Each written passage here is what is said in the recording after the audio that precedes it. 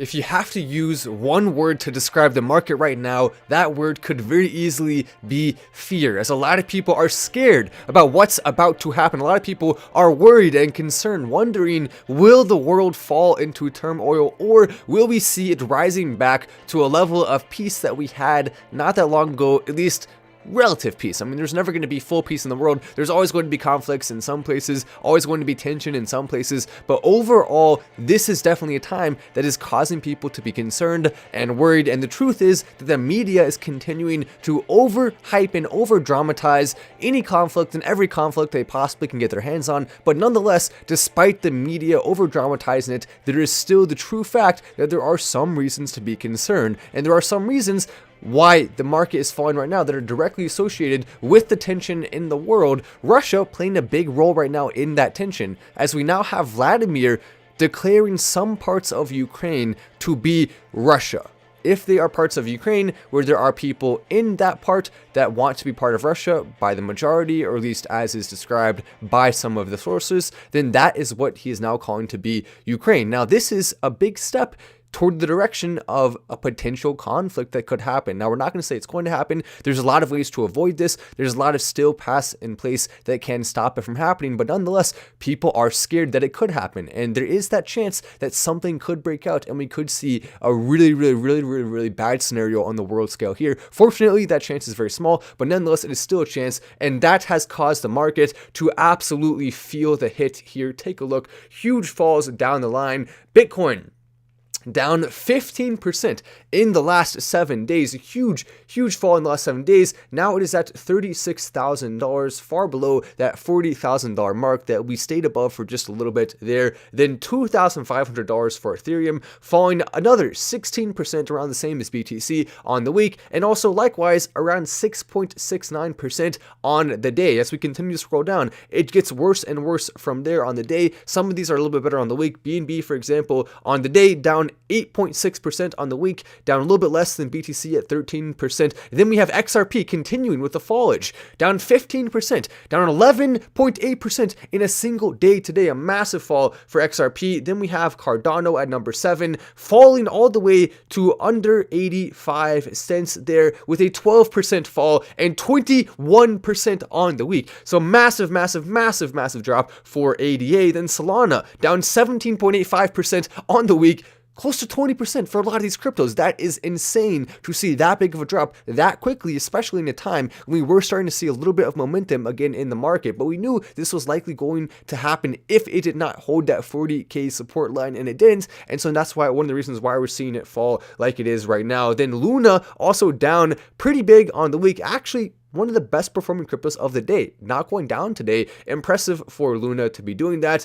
One of the only ones, by the way, that has not fallen. Avalanche down another 17.38%. Massive hits all across the board, except for a couple exceptions, like I said, but 14% on the day. Just insane. 14% for AVAX in one day. Then we have Dogecoin down here, actually doing significantly better than the rest of the market for the most part. 7% down is still a lot for the day. 13% down is still a lot for the week. But you compare that to BTC, to Ethereum falling 16%, to some of these other cryptos like Cardano falling 21.22%, and Dogecoin does not seem like as big of a faller, not even close compared to the rest of the pack. But still very concerning that we are seeing this big of a correction happening this fast, because it could be an indication that we are about to see BTC falling down below 30K again for a brief period of time. It will not stay there for too long, but we could see it happening. So I just want to put the warning out there. Be careful if you're investing in the crypto market at this current point in time. Only invest in cryptos that you strongly believe the use case and the community you strongly believe that is going to prevail in the end, and you think they have the ability to stay relatively strong even in the face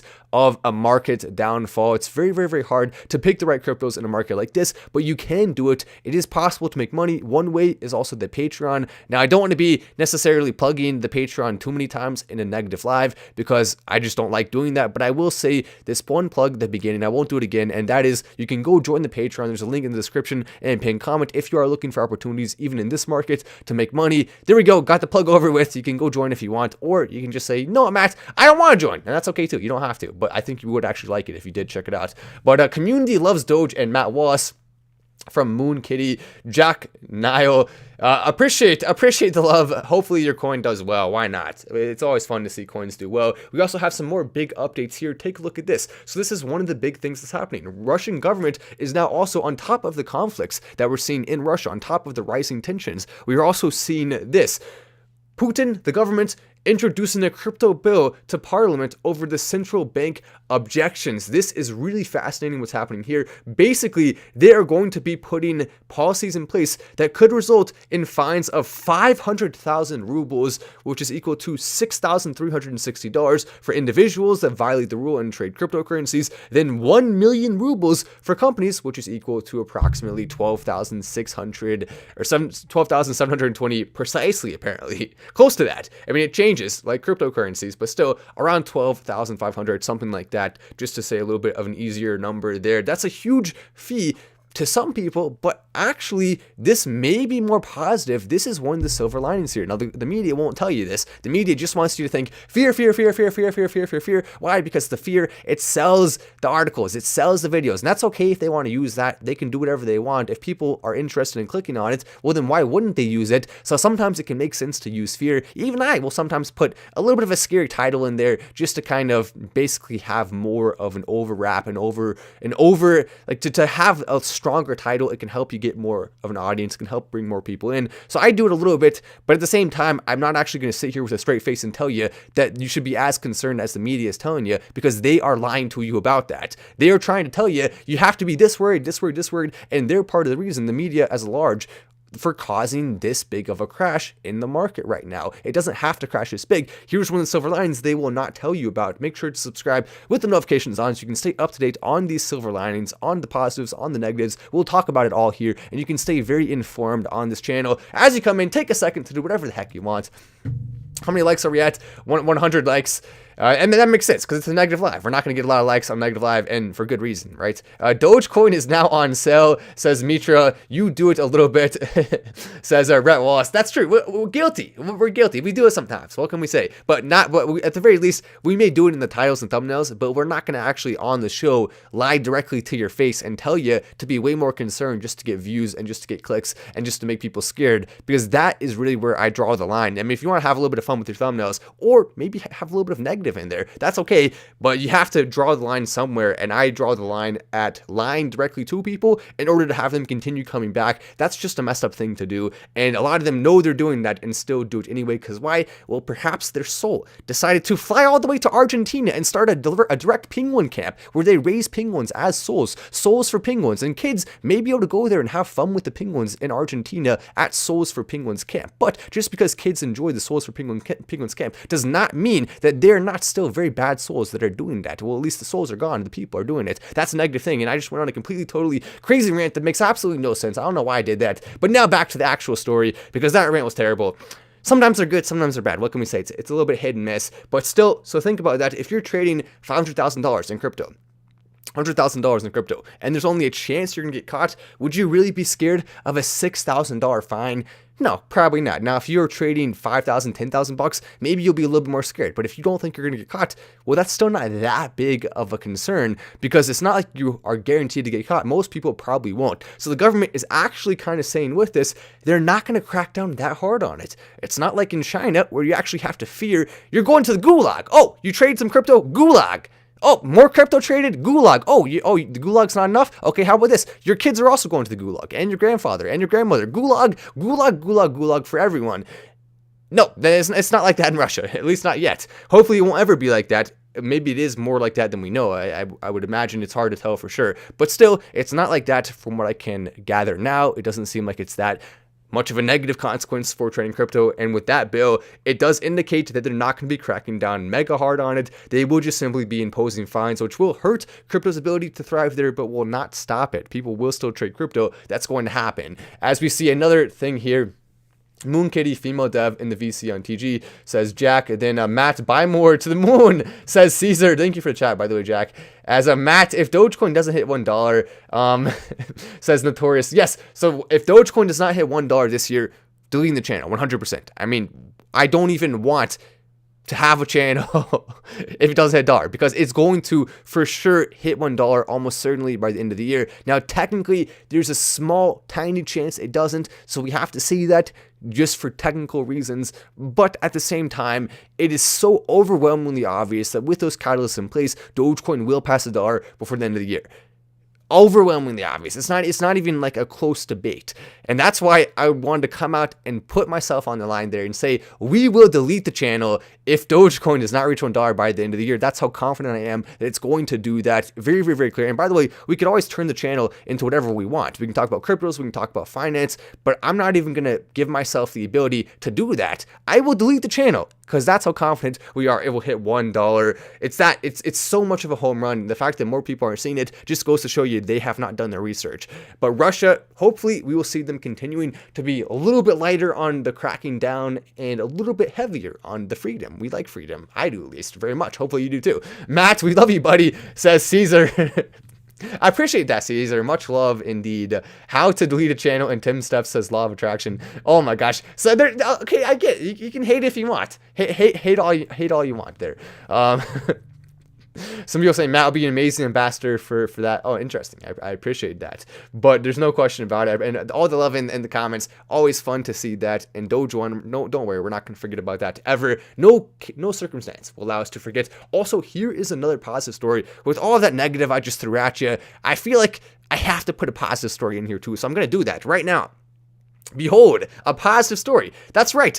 Matt is capable of sharing good news on this live. I had to show that it was possible. Sling TV to accept crypto payments for subscriptions through BitPay. Thank you, BitPay, for continuing to allow people to accept crypto at a higher level. Sling TV subscribers will now be able to use crypto to pay for their monthly subscriptions thanks to a partnership with payment provider BitPay, the company announced. Now, Sling TV is starting to look very dang appetizing. I perhaps would like to watch multiple different things on Sling TV. In fact, I plan right now. I will sign up for it. I'll say it right now. I'm going to do it. I'm going to pay for Sling TV using Dogecoin to show that it's fun to use Dogecoin on stuff. I will be doing that, and I will be having fun with it. Thank you, BitPay, for making Sling Television the official crypto of the television industry, or the official television platform of the crypto world. How about that? That's better. Remember that 30% flash crash we had on 12-4? We are lower than that crash. Imagine if a flash crash happens now. That would bring Dogecoin to 8 cents, says Mike. I'm scared, so should we consider this a flash crash? Now, Mike, the bottom for Dogecoin, the very, very, very bottom, worst case scenario, before we see it spike again, it could fall as low as 8 cents, I think, is really a bottom.